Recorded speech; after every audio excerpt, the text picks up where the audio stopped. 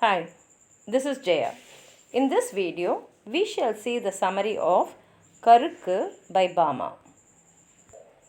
Bama is a prominent Tamil Dalit writer and she came to fame with the autobiographical novel Karukku, which we are going to see now.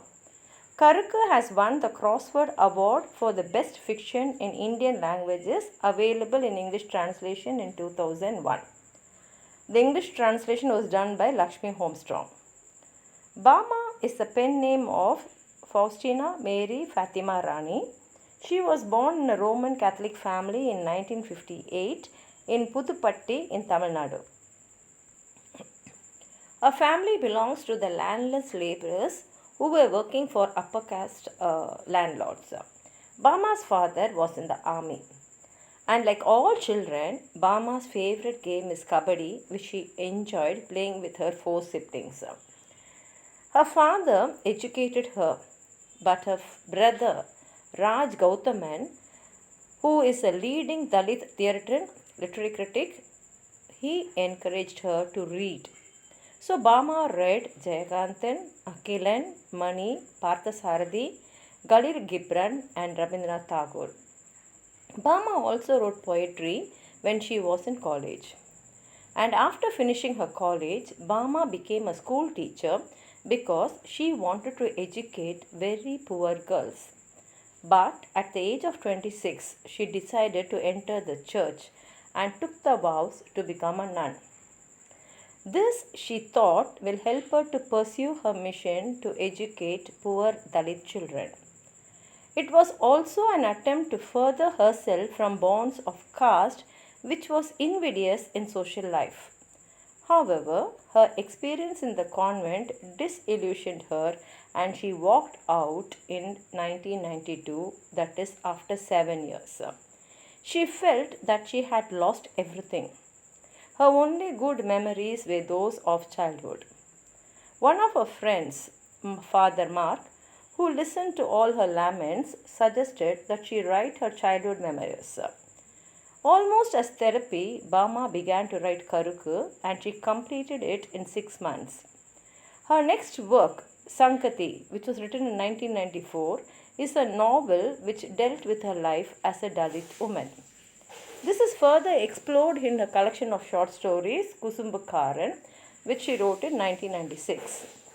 In her next novel, Vanmam, Bama writes of the rivalry between two Dalit communities, the Palas and the Parayas. Karukku is an autobiographical narrative which gives you a testimony about a life. It has to be treated as an attestation of truth, a social critique, as well as a carefully structured and written literary narrative. It is divided into 9 chapters, and in the English version, we also have a preface and an afterword. In the preface, Bama begins by comparing Karukku. Karukku means palmyra leaves, whose serrated edges make them like double-edged swords, to her own life. She compares Karukku to her own life. And the word Karukku also contains the word Karu, which means embryo or seed. Bama tells us in the preface that it was the difficulties she faced and her desire to break free of oppressive bonds that led her writing the book. Bama refers to the epistle to the Hebrews, which is in the New Testament, where the word of God is described as a two-edged sword. She feels that people's hearts are hardened and non-responsive to God now. She feels that Dalits must speak up now, function as God's word, and pierce the hearts of the oppressors. In chapter 1, she describes her village. She says, "Our village is very beautiful." Both the village and the narrator are not named in the book. The village has seen no progress and there are many different communities who live there.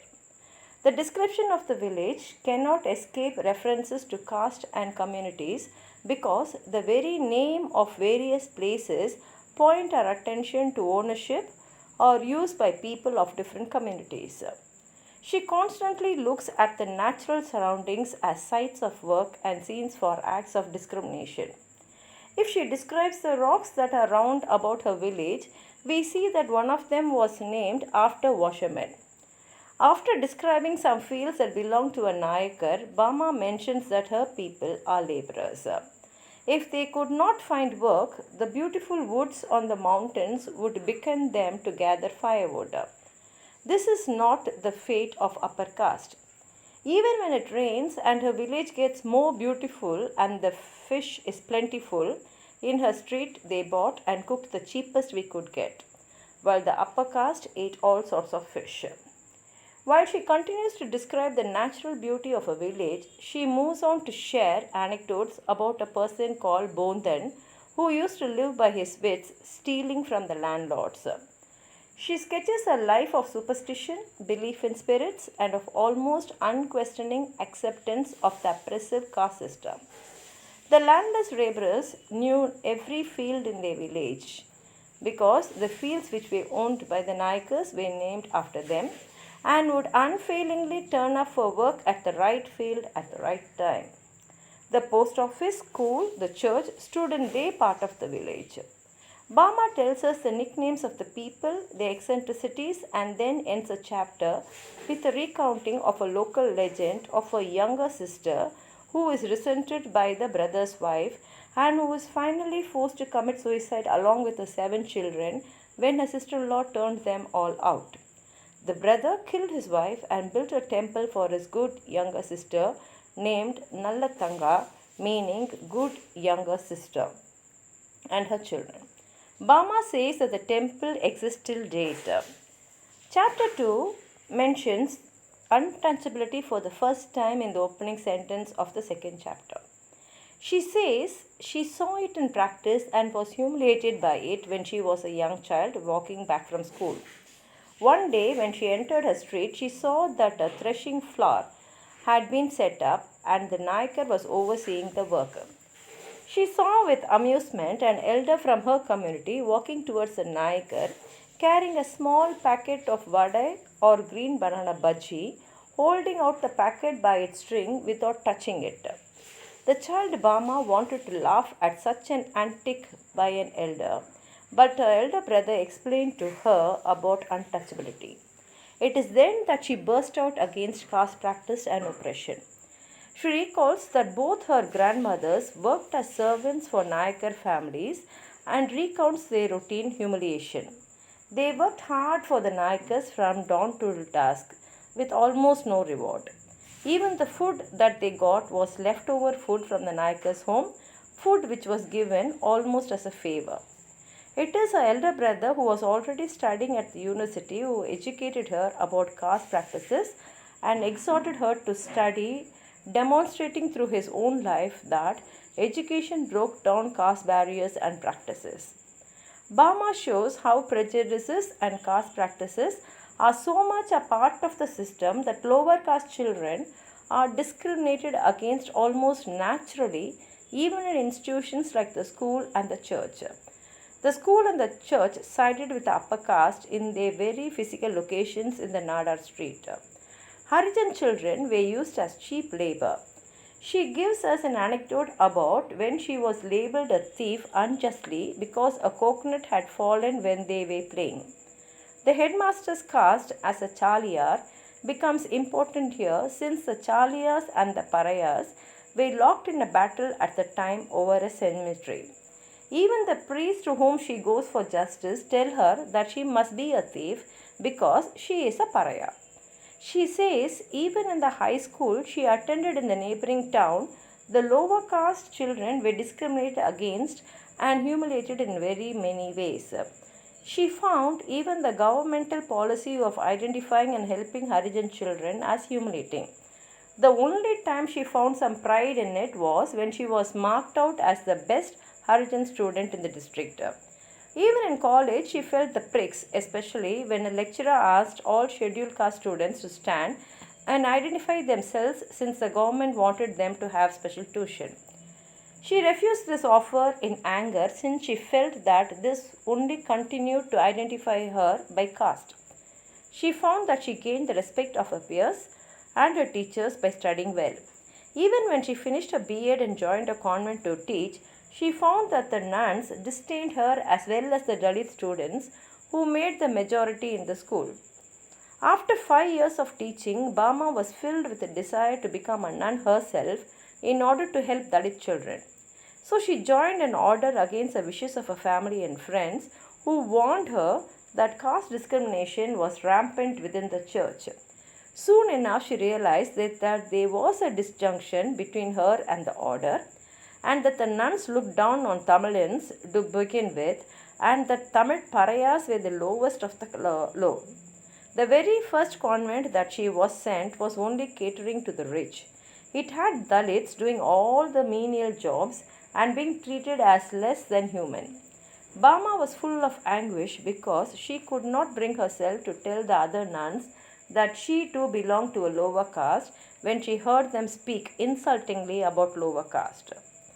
Chapter 3 delineates the conflict between Parayas and Chalyas over the cemetery that Parayas had traditionally used in Bama's village. This cemetery was next to a Chalyar community school. The upper caste Christians had a different cemetery. The Chalyas wanted the cemetery removed so that it could become a playground for their school.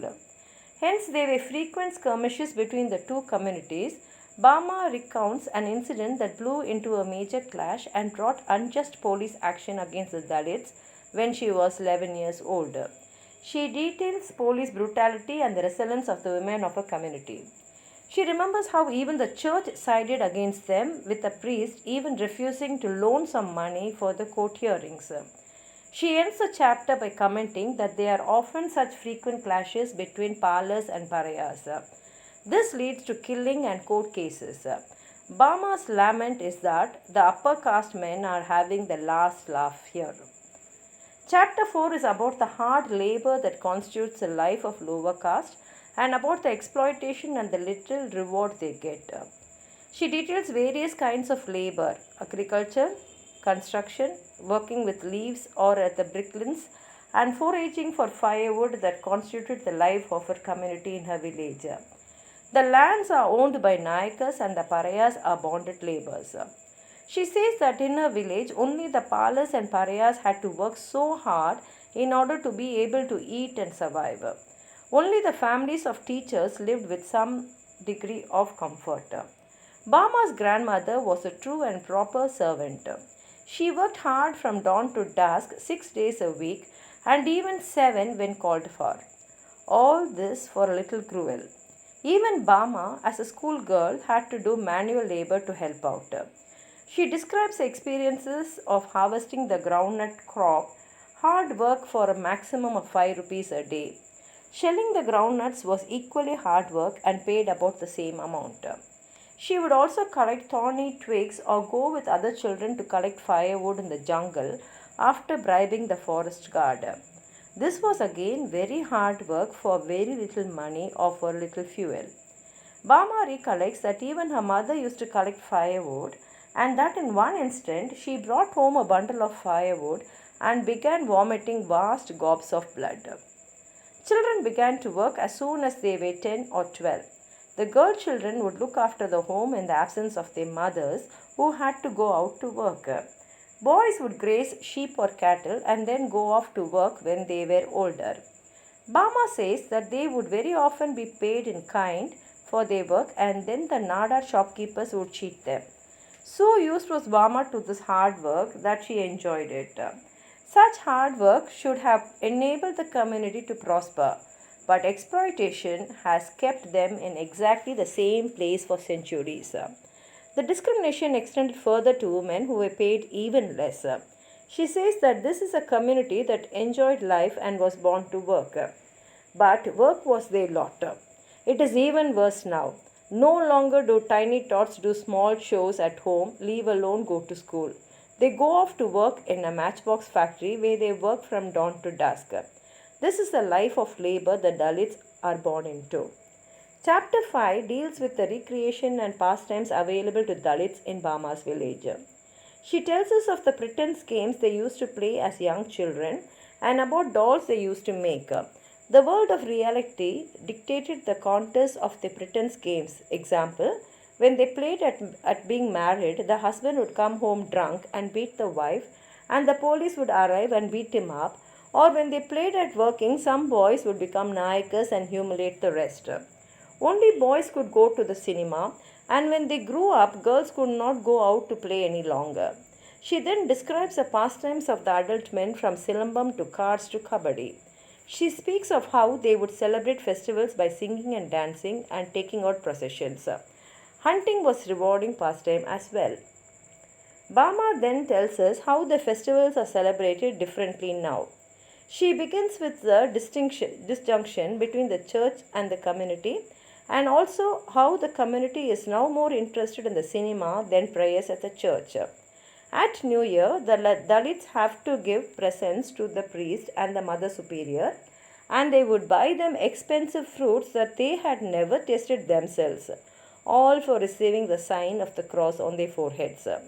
She notes that people no longer remembered the hymns, and an incident involving an infant and a nun makes her realize afresh how little of Christ's love and forbearance there is in the church.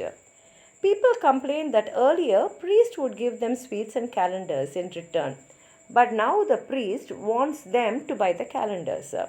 Even the Mother Superior acts superior, and the gifts of small drawstring cloth bags only rouses ill feeling among the community. And finally, instead of going to evening mass, the people are keener to see the movies that have been promised to them. No longer do the youth put up plays. It is cinema and toddy or arak that provides a pastime now. Chapter 6. Here, Bama mentions a father for the first time. He was in the army, and this ensured that at least when he came home, the family had plenty to eat. Bama describes the daily diet and how poor she felt when she went to the hostel to study in high school, and how supportive her parents were. But they did not believe in sending her to college. They preferred her to train as a teacher.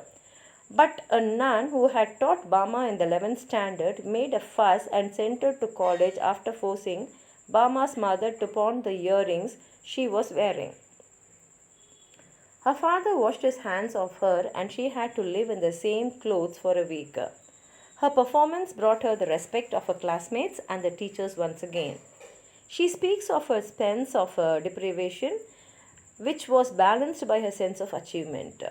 She had enough money after finishing her B.Ed and joining a school as a teacher.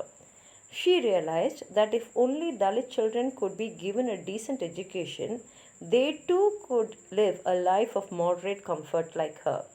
This was the impulse which made her enter a convent.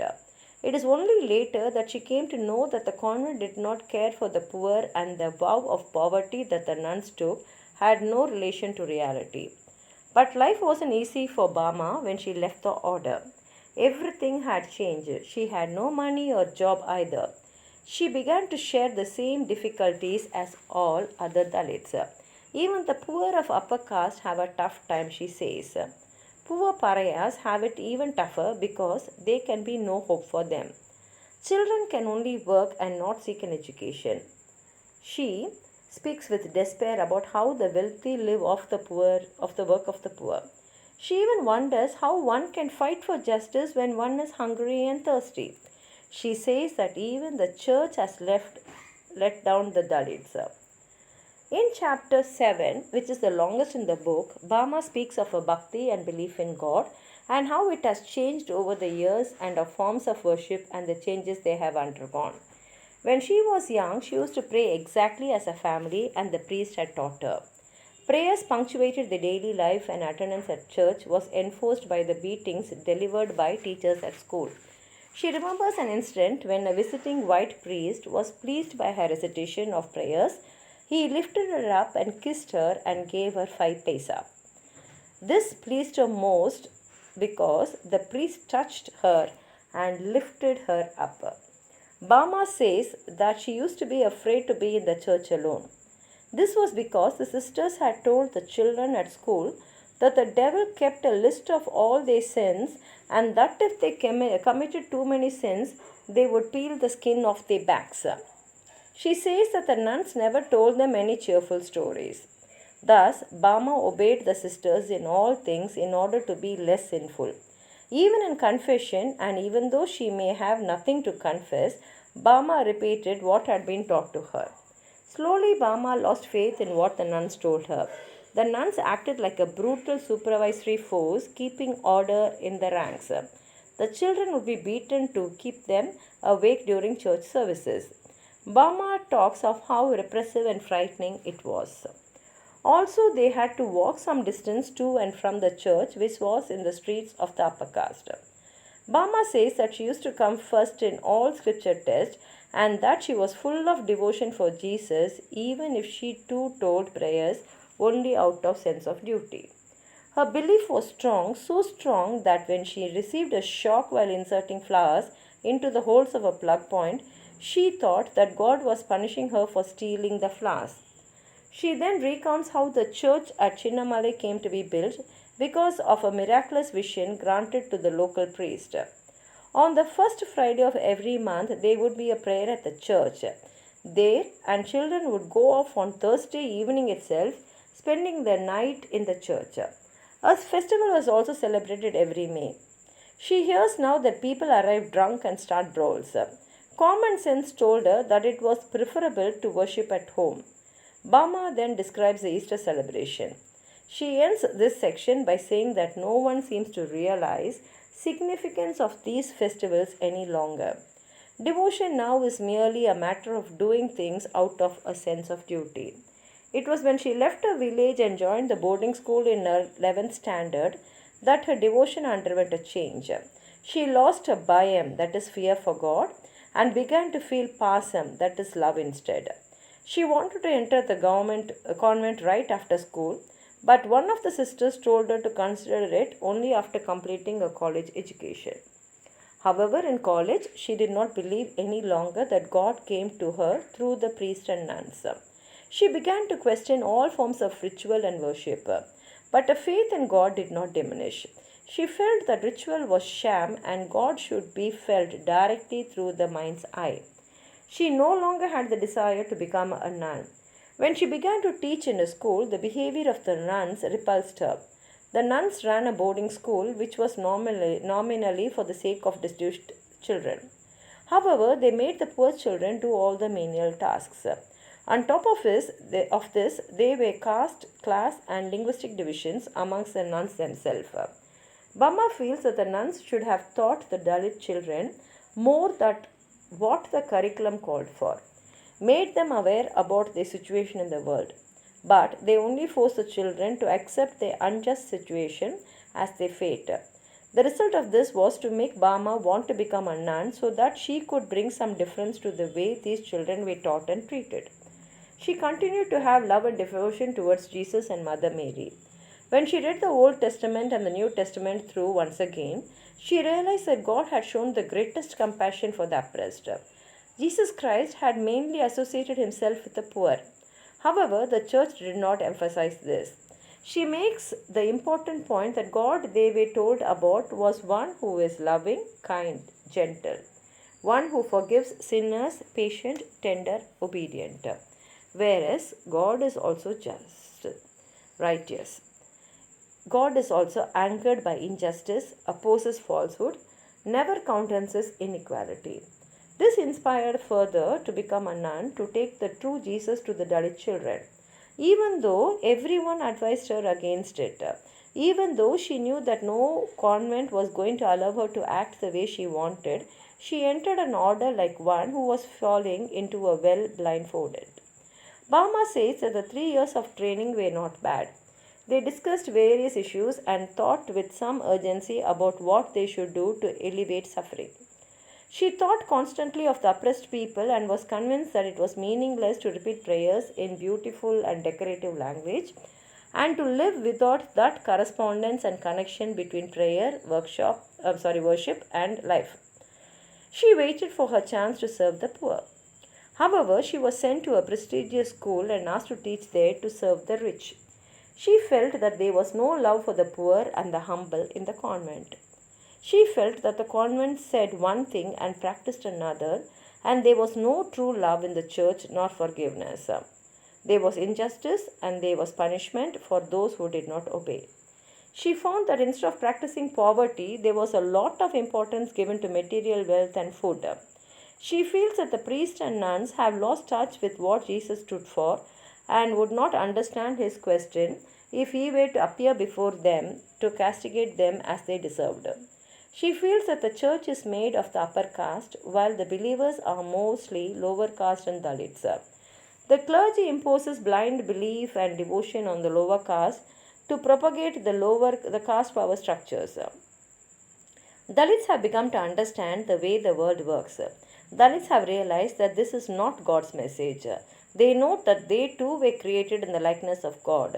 She ends by saying that there is a urge amongst the Dalits to begin to live again with honor, self respect, and with a love towards all humanity. Chapter 8 is about Bama's experience in the convent in which she became a nun. The order she joined had been founded by a woman who had loved the poor and the lowly and had educated the children of the poor and helped them in their lives. Once inside the convent, she realized that her family members who had wondered about the conditions in the convent were right. She found herself in a different world in the convent. While they talked of Jesus and Mary, they lived in great comfort, eating lavish meals with dishes whose names Bama did not know. She says that the convent was so big it could have accommodated all the people from her community in a village. She felt out of place there as she would have in an upper caste home. Nor could she go about her work in peace, for convent life was full of politics and intrigue. The convent was about enjoyment, not about elevating the suffering all around. Even your status within the convent was dependent on how rich your family was. The school attached to the convent was no better. They took only 4 or 5 poor children as a token, and these children were discriminated against by all. The vows of poverty, chastity, and obedience that nuns had to take became a means of control and enslavement. The vow of obedience was what kept people like Bama in check. The nuns could hardly lift their heads, so submissive had they to be.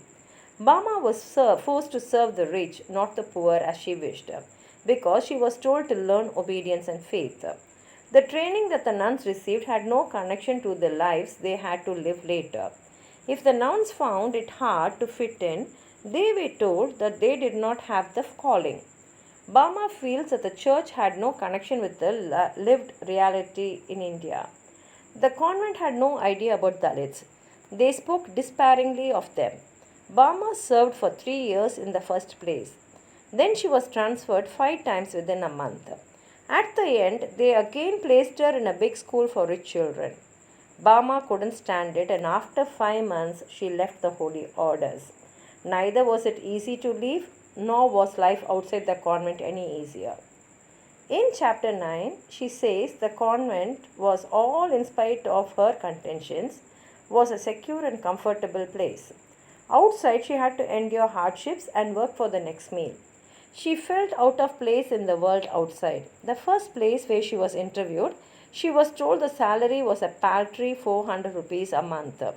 But even this job was denied to her because she was a Dalit and the school was run by a Nadar community and they wanted to appoint only Nadar women. Bama bemoans the existence of such caste-based schools and wonder where the Dalits are to go since there are no Dalit schools. Even Catholic schools do not take too many Dalits because they feel that standards could fall. Bama found it even more difficult to move around in the outside world because she was not only a Dalit but also a woman. But Bama says she has not regretted leaving the comforts and security of the convent. The convent was alienated from the sufferings of the poor. Bama feels that she has been brainwashed at the convent, which is what made it difficult for her to adjust to life outside. She had changed so much in character that she was a stranger even to herself. However, she feels a contentment outside the convent. She is in her natural elements, again like a fish back in water. She ends the book with the thought that even if she is like a bird with broken wings, she is optimistic about the future. She is certain that it is possible to live a meaning life, a life that is useful to others. She is no longer leading a hypocritical life. In the afterwards, in the English edition alone, Bama writes that too many changes have taken place in the 7 years since she wrote Karukkuby in Tamil in 1992. She says that even though there are 1,000 difficulties which beset a Dalit woman living on her own, yet the truth is that in my position as an independent woman, there are many opportunities for me to spend my life usefully and especially to work for the liberation of Dalits. She has discovered strengths within herself, seen the progress of the movement for Dalit liberation, and been inspired by many Dalit women who have come and proved themselves. Karukku is meant to sensitize of what it means to be a woman and that too a Dalit in India today. It gives an account of the sufferings and indignities of a Christian Dalit woman by Bama. Thank you.